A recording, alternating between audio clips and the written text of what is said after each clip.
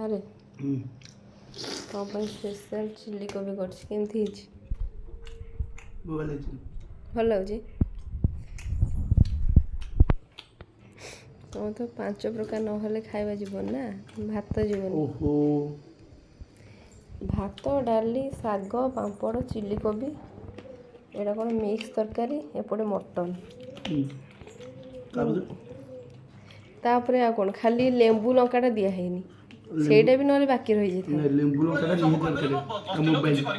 ହଁ ମୋବାଇଲ ତ ଏଇଟା ତ ଲଗେଇ ଖିଆ ଆଉ।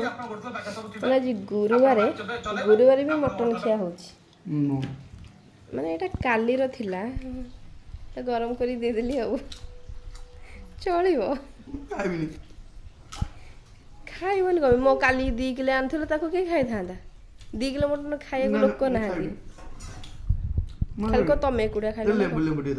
ଜନ ଭାଇ ମାନେ ଗୁରୁବାରେ ଖାଲି ପୁଅ ପିଲା ଯାହା ଖାଉଛନ୍ତି। ଆଉ ଆଜି କି ବାରେ?